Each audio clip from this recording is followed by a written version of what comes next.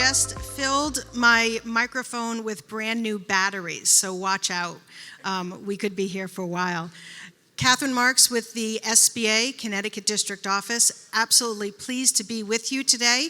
Thank you to Connecticut Access Health for this opportunity. But more importantly, I am just thrilled to have a panel up here to talk about accessing capital and small business finance. You're going to hear from the experts that are in our beautiful state of Connecticut, and we will have time for Q&A at the end. So without further ado, let me introduce the panel. At the far end, Samantha, give a wave. Far end, we have Samantha Gross, Financial Advisor, Women's Business Development Council. We have Louis Silva, President and CEO of the Community Investment Corporation, and Sheila Hummel, Small Business Director, the Connecticut Department of Economic and Community Development. Excellent. So let's just try to understand who our audience is here. Who has already launched their business? Excellent. Well, congratulations to you. And who is still in the, I'm dreaming, I'm thinking, but I haven't quite yet launched? Excellent. Well, you are all in the right place to hear this information. And please know that the SBA has a table out in the hallway. I'm pleased to have my colleague, Sherry Cody. Sherry, can you stand? Sherry Cody is out in the hallway, and I'm going to be showing a lot of pamphlets as we talk. Make sure to stop by. The SBA is the little agency that could, did, and continues to power the American dream. And we are about three things. We are about counseling, we're about credit, and we're about contracting. We've been doing it since the Eisenhower administration. I haven't been there that long, but the agency has been around counseling small businesses because we know that small businesses are the engine of our economy. So again, next hour we will talk about access to capital, facts of small business financing, and counseling at any stage, and then navigating our small business community here in Connecticut.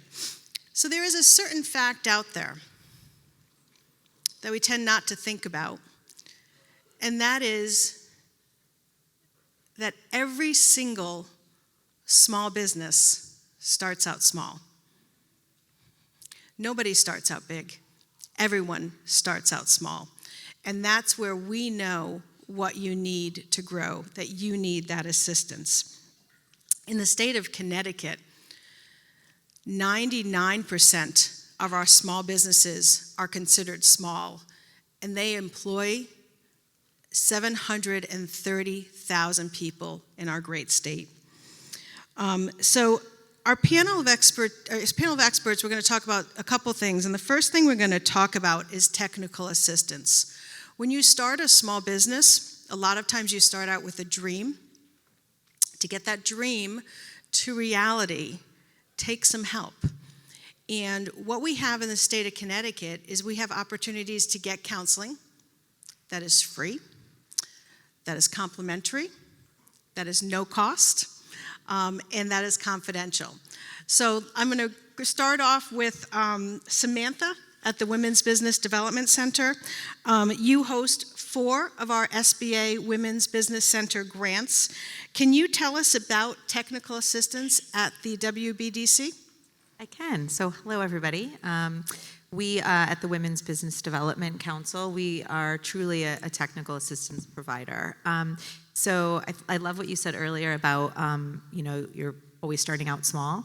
I tell people all the time, you are never going to be as small as you are today. You're never going to be as both financially small, social media followers, whatever. So getting your foundation of your business correct as early as possible, it is going to make it easier for you, and it's going to allow you to grow faster and on a very solid foundation.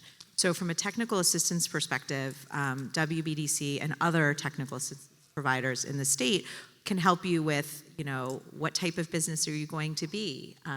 Finding an accountant, what's the importance of having good financials? What's your marketing strategy, right? Things that seem overwhelming to a startup or somebody who's a small business owner, but who are foundational in growth. So, I think it's really, really important. We talk about it all the time. Everybody wants to talk about, lending and getting money, and that's really important. And we'll get there, I promise you. But not to steal Lewis's thunder, unless the foundation is good, there's not a whole lot lending can do for you. So let's get that foundation right, and we provide technical assistance for that, most of which is free of charge. Right, we don't build a house from the roof up, right? Yeah, or from like the beautiful finishings on the inside, right? Yeah. We don't pick the chandeliers before we create the foundation. So the Women's Business Development Council, how many locations do you have? So we have 5 locations, 4 and coming a 5th, throughout the entire state. So we serve clients throughout the entire state of Connecticut.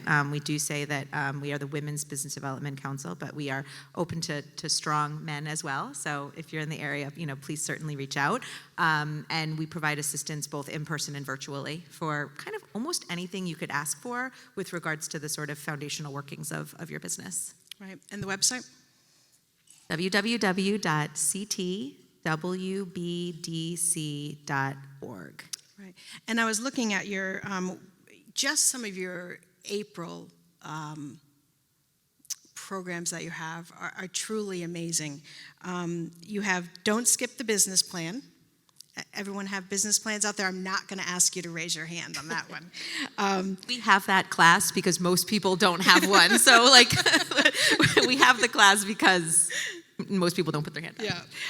You have marketing and financial foundation. So really a lot of programs out there. And you have a couple of programs that are multi-session. You want to talk about those?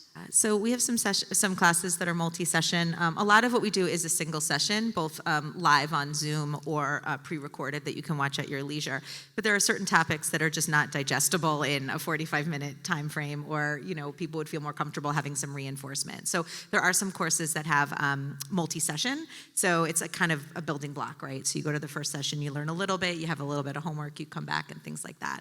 And some of those classes have financial incentives at the end in terms of grants, but others also will just give you kind of what you need to go to the lender or create a marketing plan for yourself or whatever. So we don't try to jam all of this at you at once. If needed, we'll do a multi-series class as well. Right. And I think the important thing there too is you said the sessions are recorded.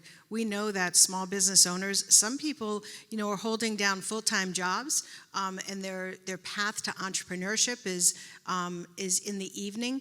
So being able to watch these sessions is a really great opportunity. So WBDC also has a booth out there, so stop by and see if that is the right thing for you. Sheila, this is really amazing, right? The state, federal, and local coming together to support small businesses doesn't get much better than this. You offer, through the Department of Economic and Community Development, you have financial assistance that's available too. Do you want to talk about that? For technical assistance, yes, we do. Technical assistance, I'm just going to expand a little bit on what Samantha was saying, is so, so important, and so what we have a couple of different programs. We fund the Small Business Development Center, which is called SBDC. They have over 20 advisors statewide. So when I use the word technical assistance, sometimes I like to say business support services, because a lot of people think, technical assistance is IT or something like that. So they can help businesses with a business plan, but they take it a little further too with financial projections. They can help you. How do you use social media to grow my business? We get that question over and over again. I know I need to have a web presence, but what do I do with it? Financial management too, knowing your numbers is so, so important.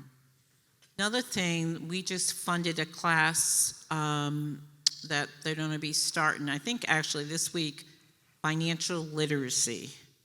And that's so important. And then credit, how to build your credit up.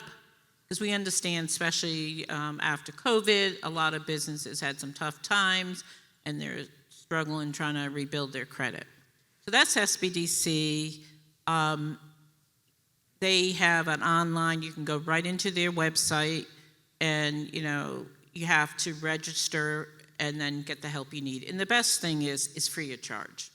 It's free. Because it's funded by the state and SBA, federal funds. So now we realize the importance of technical assistance. So in October of 2022, we launched a grant program, which I won't talk about now, but a technical assistance program. $25 million was dedicated to this program over 5 years. And it officially started in 2023. So some of the organizations that received funds for technical assistance was the Black Business Alliance. They have a table here today. I don't know if Jim's out there in the audience, but Jim Nichols, he's the person to talk to. Sector, they received money for technical assistance from the state. And then WBDC, and there's many more. So if you want to find the listing of places where you can go for technical assistance, go to decd.org, and go into small business and you will find the listing. But I can't stress enough that you need to know your numbers, you have to have a plan, you have to have a roadmap for your business. Excellent. And how much does that technical assistance cost? There's no charge. Okay. Okay. No charge. It is no Yeah, charge. It's taxpayers' money put into Excellent. good use. And one of the things you talked about was currently there is a program on your credit score.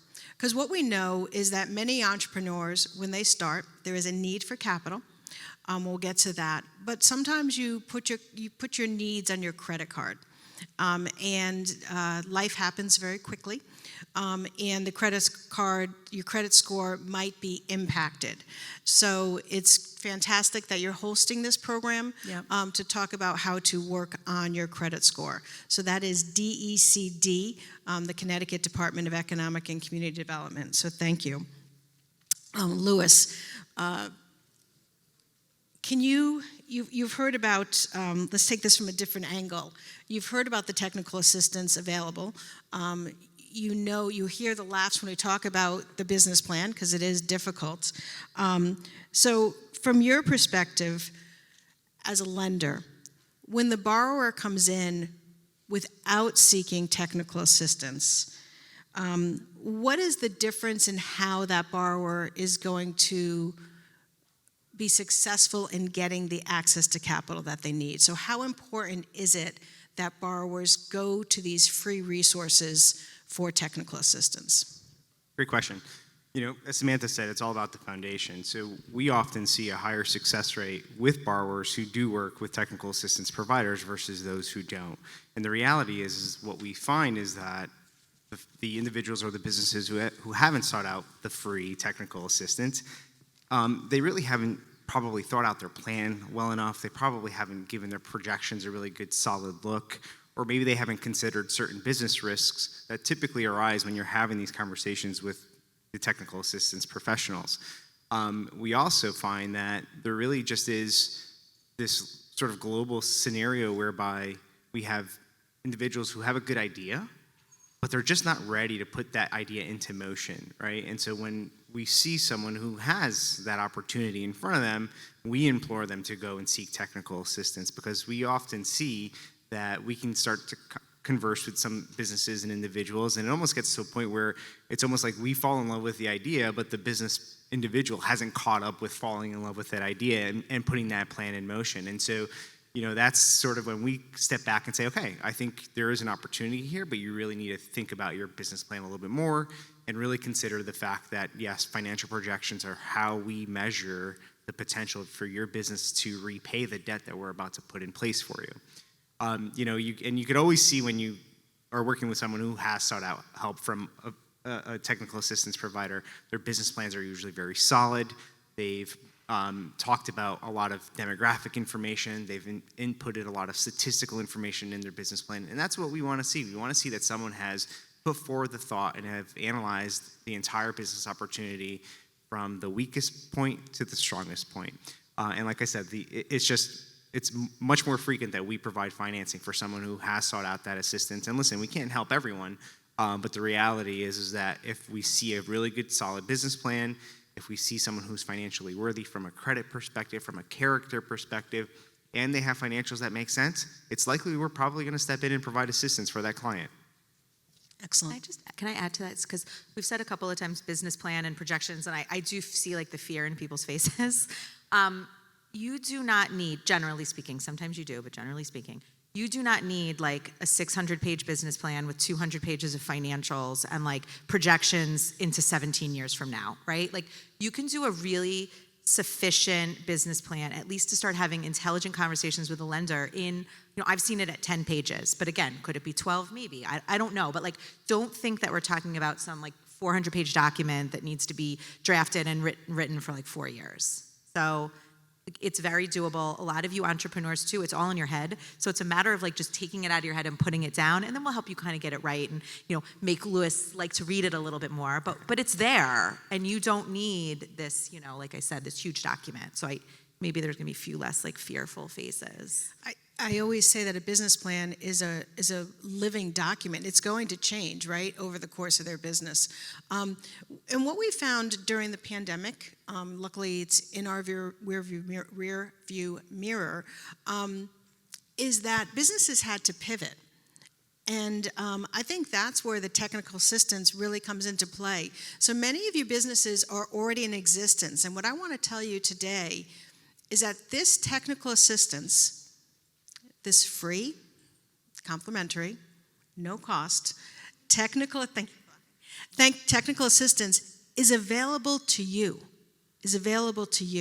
because often, Sheila, I know you've seen this, we have maybe a food truck entrepreneur who wants to go into brick and mortar, or we have a yoga instructor who wants to go into social media, right? So, or an architect who wants to go into social media. So we're pivoting. You want to just talk about that a little bit? Or with the SBDC, they have things such as patent classes and IP classes. So you want to talk about that a little bit? I think I think we see people that they've never worked in a restaurant. And then they're like, I think I'm going to open a restaurant, for example. But sometimes you have to have tough conversations with people, too. You have to be realistic. But during COVID, a lot of people had a lot of time to think, and now they want to fulfill their dreams. So I can't say, it's so important to sit down with someone and have an honest conversation where to really understand what it's like to be a business owner too.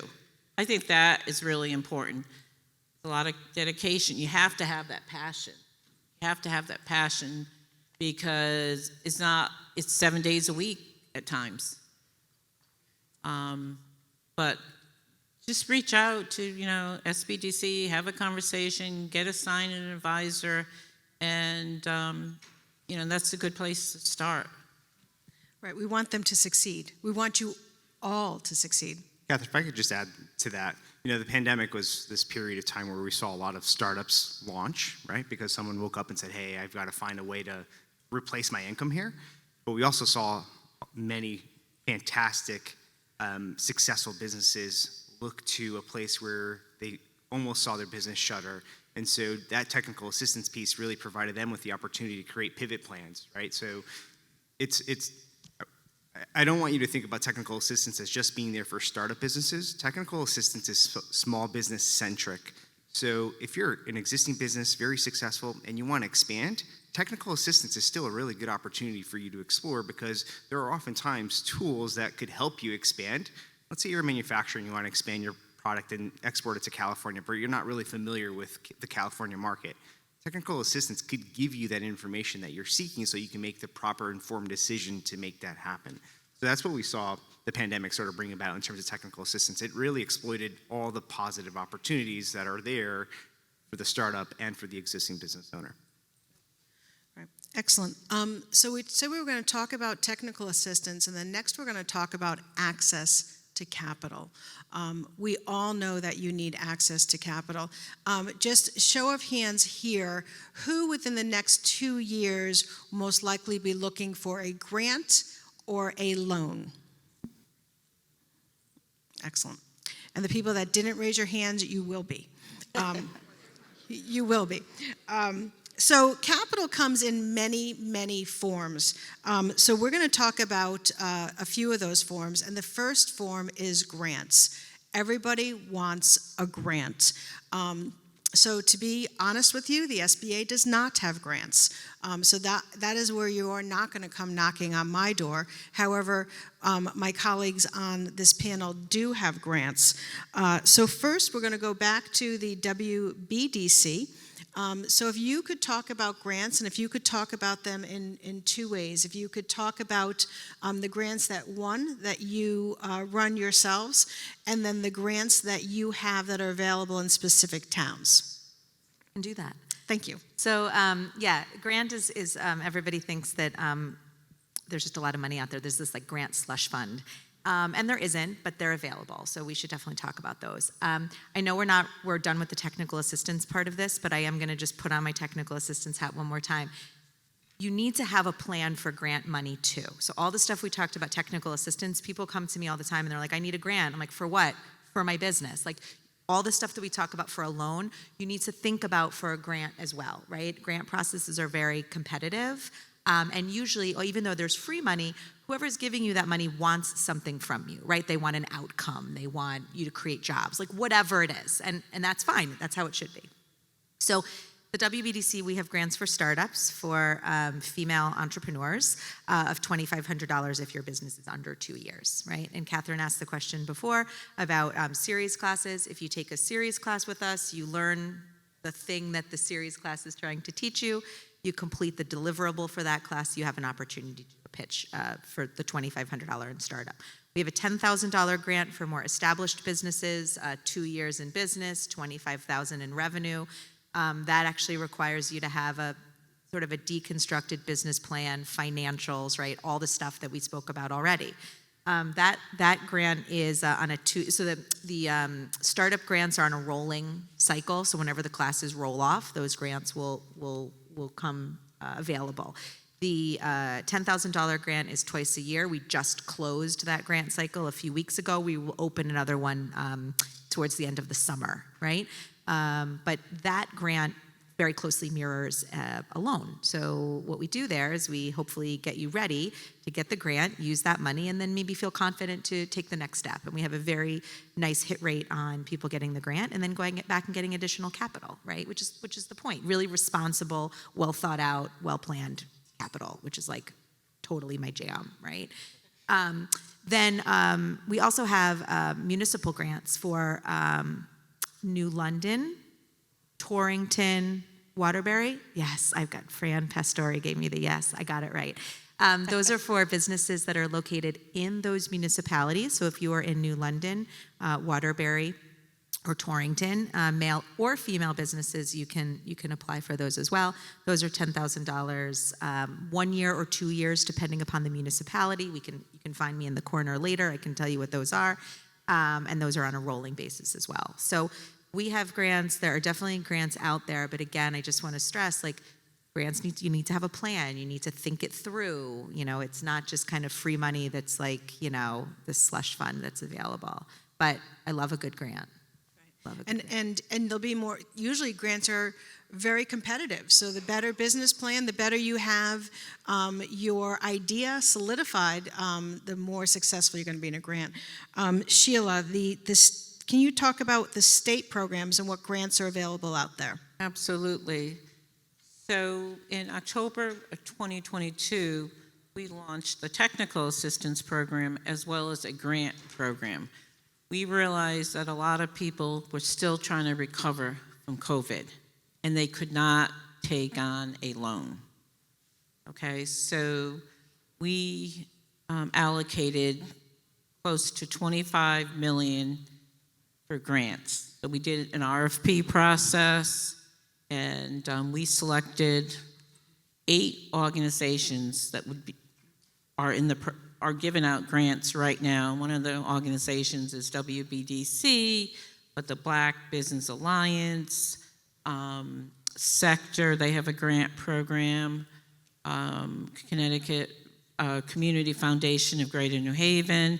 So if you go, we have a table right outside the door to the right, so stop by the table or go visit our website, go under small business, and there's a list of different organizations that have grant programs. But it's a little different. Like during COVID, there was a lot of grant programs out there that you could use the funds to pay your rent or keep your lights on. But as we just talked about, these grants are used to pivot your business.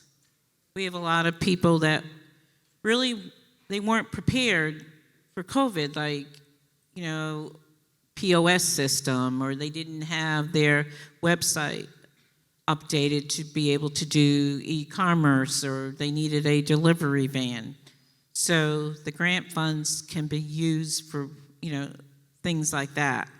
So it's not just, I need just money to keep my lights on. It's more like, I'm going to change my business. It's more for like maybe capital expenses. I need a new stove, or I need a new refrigerator or something like that. I need some new laptops. And probably a business plan will be able A to... same thing would be able as to Samantha. a business plan will be able to outline how they use that grant, right? Yeah, and like Samantha said, it doesn't have to be a 10-page document. It's just like a roadmap for your business. And that's why you can reach out to, any one of the technical advisors, SBDC. They can help you through it. They won't write the business plan, but they will guide you through the process. Super. So that is our segment on grants. The next segment is on microloans. And we're going to talk about microloans with the SBA microloan program. The Small Business Administration does have a microloan program. We have many entities in the state of Connecticut that do write our microloans, but we have Lewis here to talk about the SBA microloan program. So this is a special program because we know that entrepreneurs starting out need those small dollar loans, and the banks will not give it to them, which is why the SBA has the microloan program. So you want to talk about the process of people reaching out to you, CIC, or another one of our microloan lenders about the SBA microloan program? So to Catherine's point, there are many micro lenders in the state, and all of us generally operate within the same manner, if you will, as it relates to the program as a whole. I'll just state that from a microloan perspective, it is available for startups, and it is available for existing businesses that are considered small. And through that program, we can finance up to $50,000 in requests, and the use of proceeds range from anywhere between just a working capital request. It can range from a business acquisition, a piece of equipment that you're looking to acquire, or perhaps make leasehold improvements to your space. Those are all eligible uses of proceeds that you can use a microloan program. Every organization structures their microloans a bit differently, if you will, but the reality is that the core use of proceeds is available for anyone who has access or needs access to this particular program. From our perspective, we cover the entire state of Connecticut, and we have 2 loan officers, including myself, who are available, and you could always go to our website and connect with us directly, and it's ciclending.com. It's a really streamlined program. If you're a startup, we're looking for a business plan, your projections, a couple years worth of personal tax returns, and then an application. Tell us what you need the money for. And from that point forward, if you qualify and we've gone through that process, then it's not much. There isn't much more of a delay that happens in terms of actually getting your hands on that money, if you will. What I love most about the microloan program, and I'd be remiss if I didn't mention this, that program is so critical to businesses post-closing after they've received money, because it allows us as an organization to step in and to be your advisor for life, or until you tell us you don't need us any longer. And what I mean by that is technical assistance happens a lot on the front end, but it also happens a lot on the back end once we've closed, right? So we're stepping in and we're providing you with a very comprehensive and robust program whereby you can seek assistance on getting trained to use QuickBooks. Perhaps you are in business for a couple of years and you've fallen on hard times and your credit score is weakened because of it. We provide credit counseling, provide financial management training whereby we teach you how to read financial statements.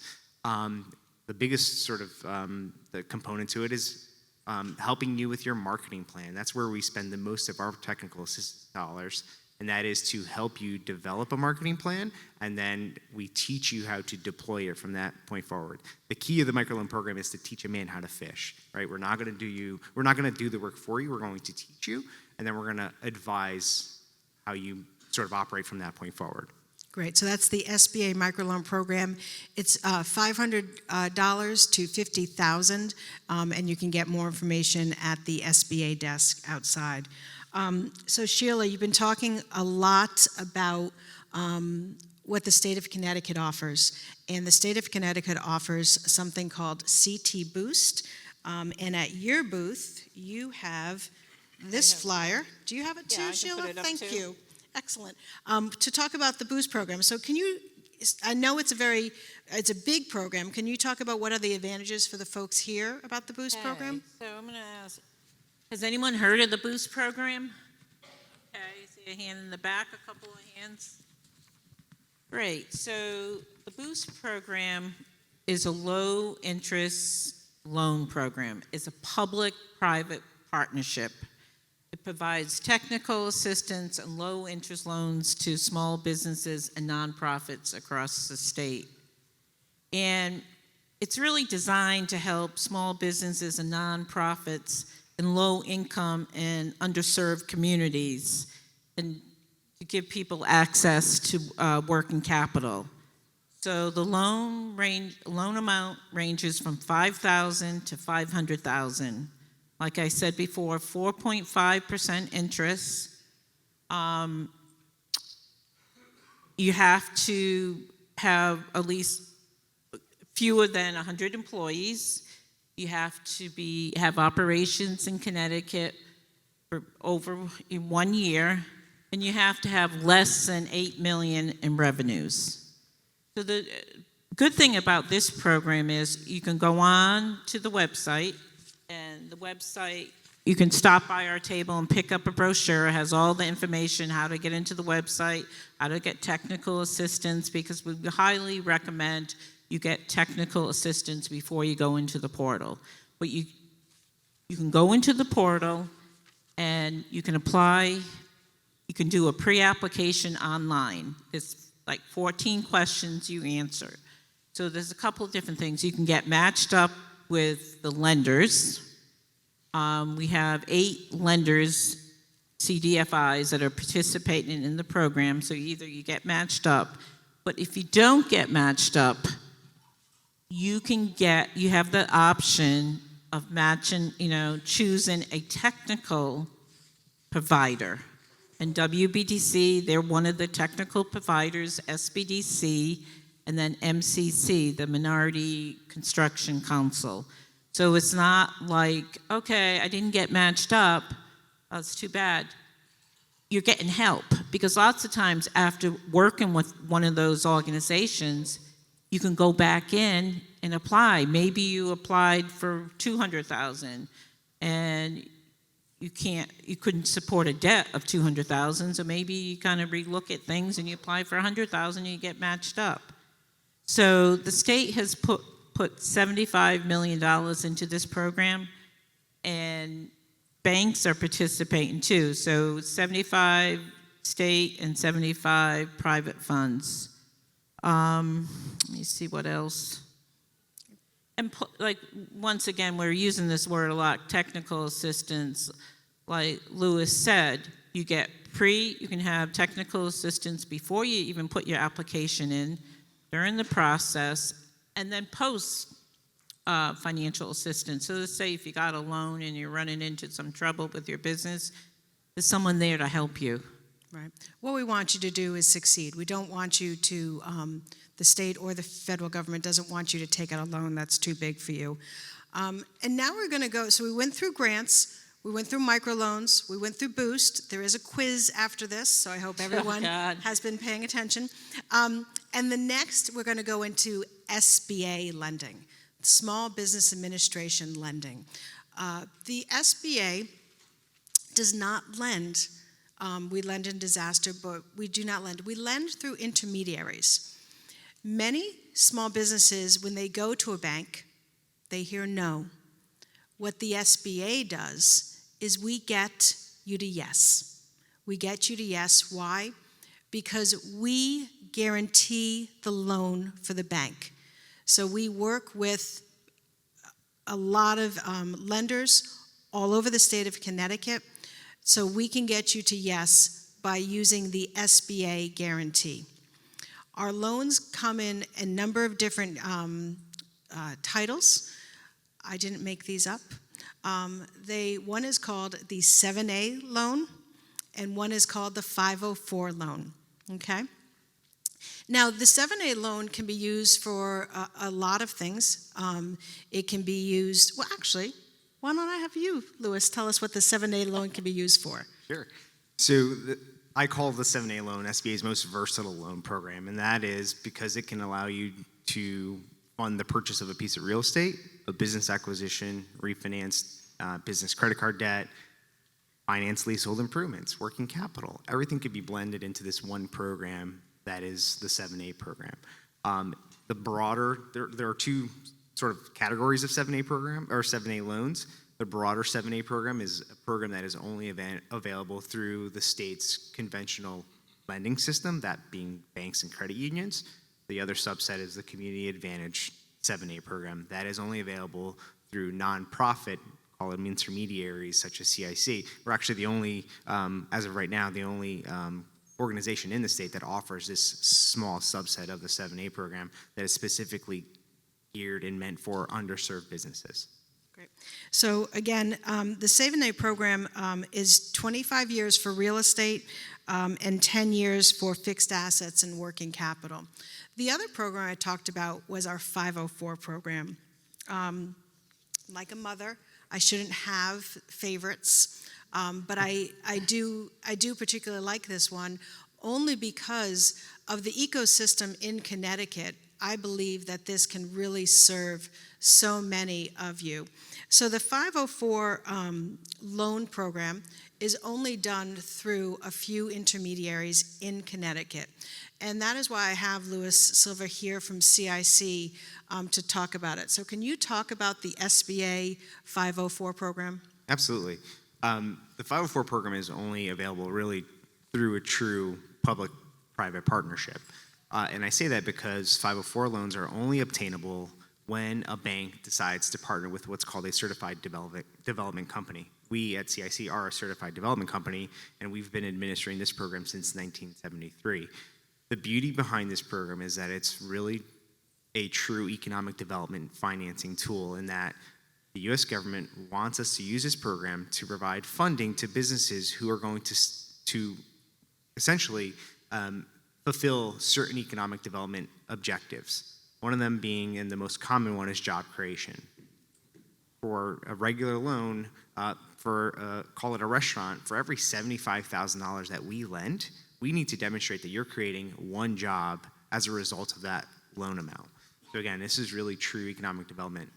The other objectives that are out there are providing financing to manufacturers. Manufacturers have sort of ripple effects that they create in the marketplace because they utilize other service providers, contractors, you name it. There's a whole supply chain that manufacturers sort of are tied to, if you will. A big economic development objective that we find ourselves focusing in on a lot these days is green energy. We're financing a lot of green energy projects. Government wants us to be investing the taxpayer dollars in projects that are going to be putting green energy initiatives in place. So it's a program that we can only really finance two things. Really one category, fixed assets. You can categorize fixed assets as commercial real estate or equipment.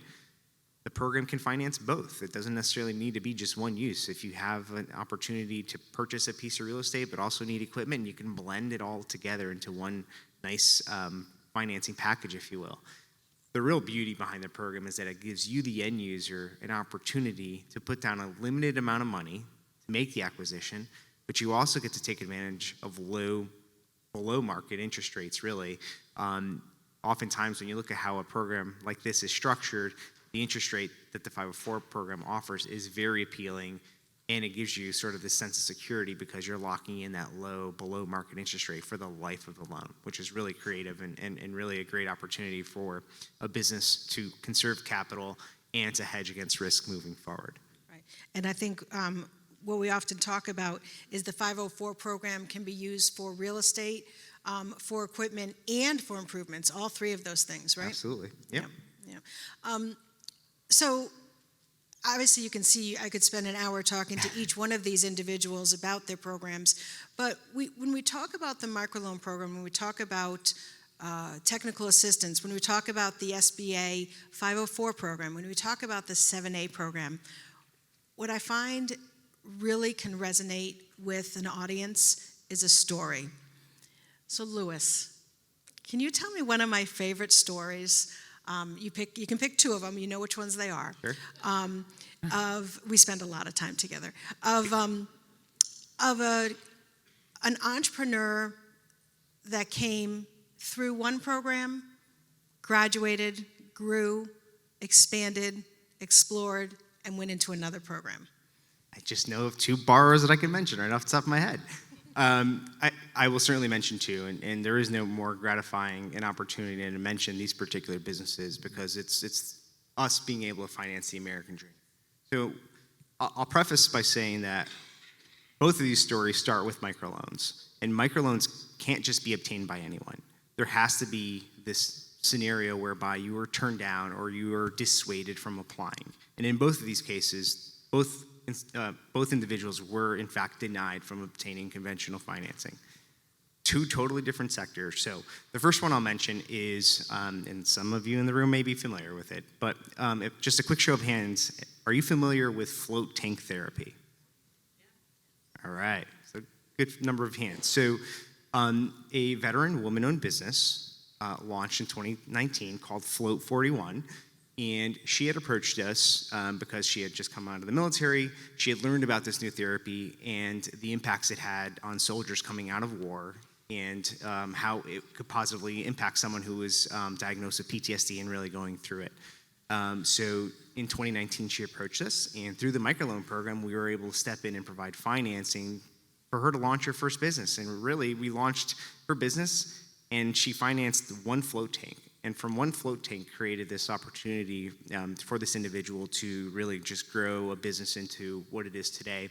And today, through the power of the SBA 504 program and through the power of the Community Advantage program, we were able to leverage 3 critical SBA programs to help her finance another reiteration of her business, an expansion, if you will. So she went from a leased location in 2019. We utilized the microloan program to assist, and then she found a home in Cromwell, if you will, and she decided that she wanted to have multiple float tanks where she could provide therapies to more than just one individual. In fact, in that particular location, she has a salt cave if you're into salt therapy, and this was sort of a leap of faith. She was going from a very small operation to a very large operation, and the financing proposition that it took to get her there required a significant investment. So through the 504 program, we were able to help her with the finance or with the acquisition of the real estate. We helped her renovate her facility, and we also helped her buy more equipment to outfit the facility. And then she came to us and said, "Louis, we have working capital demands. We're going from one small location to a massive new location, but also we still have to manage this one original location. So I need working capital." So through SBA's 7A program, we leveraged our Community Advantage part of that broader program, and we were able to provide her with some critical working capital so that on day one, when she turned the lights on in that second location, she didn't have to worry about not being able to run a successful second operation. It's a really gratifying story, and she's really helping not only veterans who are struggling with PTSD, but many people who have the need for these types of therapies. Who doesn't love that story, right? You think you can do the next story in a minute or less? Yeah, Okay. I can. Who loves barbecue? All right. So we had an opportunity back in 2019 to help a chef who wanted to launch a barbecue food truck called Oz and Bones. Probably have heard of it. Terrific barbecue for being in Connecticut. You don't feel like you're eating Connecticut-based barbecue. I'll put it that way. But he launched this fantastic food truck, and he realized that there's really an empire here. If I continue to make really good food, people will come. And they sure did. There were lines just parked outside of his food truck for days on end waiting for his barbecue. And so he realized that if I'm going to take advantage of this demand, I need a brick and mortar. So we actually took a very, very small microloan investment into his food truck, and then we later on, 2 years later, helped him acquire a brick and mortar location in Colchester. And in that scenario, we also helped him outfit the facility. We purchased equipment through the program, and today he still has that food truck because that's what he uses for his catering events. But he's got this beautiful brick and mortar restaurant that folks can go and frequent and taste his barbecue, which is phenomenal. So I highly suggest you try it if you haven't. Excellent. Yeah. Excellent. Thank you. We could go on forever, but we know you have some specific questions. So we'd like to just take a few minutes here before we close up for questions that the audience might have. I think we have a hand back there. I think it's against the rules. So I just have a question for Louis. You had mentioned technical assistance for like writing the business plan. How do we get more information on that? So I think Samantha's probably better equipped with that response, but reach out to WBDC, reach out to SBDC. Those advisors, those counselors are equipped and ready to step in and assist you with helping you to write your business plan. Again, the key, they won't write the plan for you. You've got to bring the ideas and the thoughts, and they will help you sort of put it into a digestible plan that we can then take from there. Right. So we have the SBA has a number of resource partners that are not on this stage today, but they are able to assist you in writing a business plan. They are CT, SBDC, Connecticut Small Business Development Center. They are SCORE, SCORE.org, our SCORE mentors. And they are WBDC, Women's Business Development Council in Connecticut. Don't Google WBDC because that is a radio station in Michigan. So it is Connecticut WBDC. All three of those organizations offer free opportunities to help you with the business plan. And you can always follow Connecticut SBA on LinkedIn at Connecticut SBA Connecticut District Office to get more information. And just a public service announcement on that. Please write your own business plan. Please don't use somebody else who you're going to pay a lot of money to. It won't be your idea. It'll be overkill. Please write your own business plan. And do not have AI write your business plan. Please write your own business plan. Yeah. Do not cheat. Just like when we were raising children, right? When you cheat, it will come through. So write your own business plan. That will be the best thing for you. Any other questions? We have one here in the front. The question is the 8A set-aside program still active? So I can, in 1 hour, I cannot go through everything that the Small Business Administration has to offer. I talked about the fact that we have 3 things. We talk about counseling. We talked about it up here.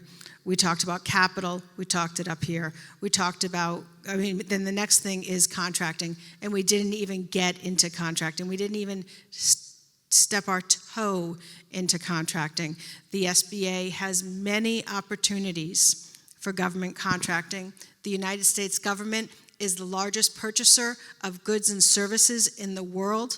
And one of the ways that small businesses can get to that next level, expand, is through contracting with not only the federal government, but with the state government as well.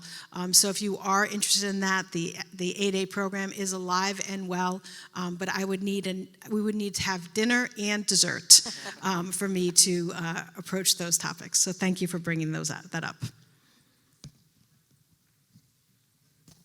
Good morning. I'm Lolly from the Greener Gift. I have a sustainable business that is not in the green energy side of things, but I know the state is doing a lot of work towards supporting sustainability, and there's a ton of awesome legislation happening. But are we looking towards a future where there is funding for sustainable businesses that are not just in green energy? Is there hope for that to support us? You want a $10,000 grant?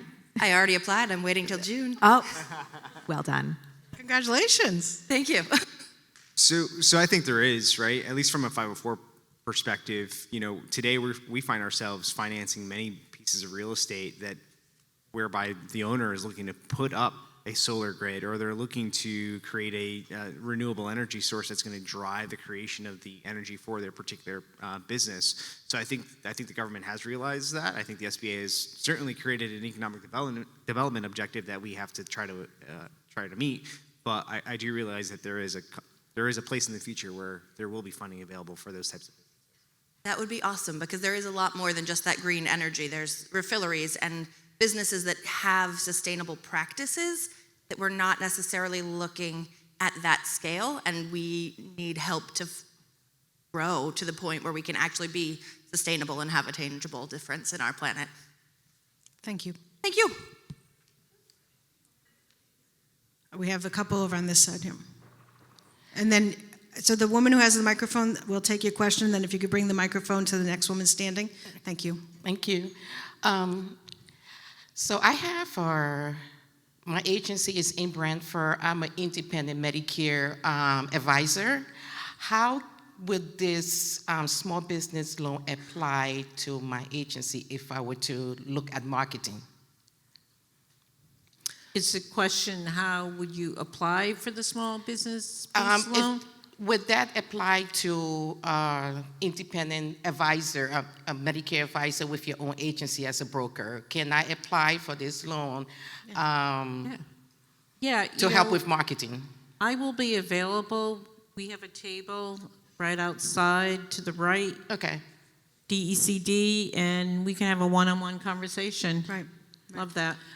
And I'm going to take your question, I'm just going to massage it a little bit and then answer it. I think your question basically is, is someone who does service work, is someone who provides a service, are they available for the loans, and are they available for marketing? So I believe what you're saying is you are a service provider. Yes. And you are looking for a loan to upscale your marketing. So the answer I believe that Sheila gave you is yes, absolutely. Got it. Thank you. You're welcome. Yes, you mentioned two types of loans, the small business loan and the grant programs. How would a nonprofit company, would they just be eligible for the grants or both? Nonprofits are eligible for the Boost program, and they're eligible, I think in most cases, you would have to check with the organization that is running the grant program, but I can answer on the Boost program, you'd be eligible. Okay, and the companies that are nonprofit? Companies that are nonprofit? Nonprofit entities eligible for the Connecticut Boost program. Yes. Okay, Yes, and they are. for-profit companies, is the opposite, or? Yeah, for profits too. Nonprofits. Okay, great. For profit. But, Okay. I'm going to be outside at the table, so stop by. We can. For the All right, thank you. For the SBA, that differs a little. Lewis? Yeah, unfortunately, at this point, we can't finance many types of nonprofit types of businesses. In fact, the only type of business that we can provide financing assistance to that is nonprofit would be a nonprofit childcare facility type of business that we can step in and provide support. And Samantha? Yeah, so most of our grants are not available for not-for-profits, but we do offer technical assistance for other types of services. And as I think Sheila said, there are some grants available. Ours just happens to not be one of them. was a good distinction. Thank you. Good And afternoon. I'm getting the shepherd hook, so this will be the last question. Okay, good afternoon. My name is Mary Jackson, and I own Mary J. Lounge. It is a mobile beverage bar and catering. And I am a member of, I'm a little nervous, so I'm a member of WBDC. And Samantha, thank you so much. You're very knowledgeable, and you help me a lot. You host a lot of Zoom calls, meetings, and I learned a lot from you. I planted this question. Keep going. And also, I went to my bank to get a business, and they turned me down. And I was there I was with my bank for about 30 years. And I went to a summit in Bridgeport, just like this, and M&T came behind me and said, call me, we'll get you a loan. And I got it. Congratulations. They said yes. So I just want to let you know that your program does work. And I'm approved. I'm going to get my truck is being built. And hopefully in May, I should be riding around and making money. Thank you so much. Awesome. Can I just add to that too? Because if you get a no from somewhere, it's not always like a no forever. It's a no, not with us, right? So there are a lot of options out there. I mean, obviously, if you have a flaw in your business model, let's fix that. But just because some bank or lender says no, it's like a not right now or a no for us. It can be a yes somewhere else. So like, kudos to you. Yeah, I wish you were on stage because we could probably just spend another hour with you talking about it. What you're doing today here is so important. You're becoming bank ready. You're becoming bank ready. So if your bank says no, you can say, well, what about the SBA 7A loan? What about the SBA 504 loan? Or you're going to go to Connecticut Boost, right? Or you're going to go get a grant, or you're going to go get technical assistance. So you are arming yourself with the knowledge to get to yes. And sometimes those bankers in front of you, you're going to have more information than they are. So kudos to you being here. A big round of applause for my panel here. And from the SBA, again, we thank Connecticut Access Health. I have 2 minutes here and 16 seconds. We appreciate that. What this here is talking to you about, and a big shout out to my neighbor Martha, who's here too. Hi, Martha. What we're here talking today about is the SBA ecosystem, in the Connecticut small business ecosystem. The small business ecosystem in Connecticut is alive and well. Why is that? Because together, the federal government, the state government, and mission-based lenders and non-for-profits are here to assist you to start, grow, and expand your business. So on your journey, please reach out to the SBA.gov, SBA on LinkedIn at SBA Connecticut District Office. We are here to assist and to help you on your journey. So thank you very much.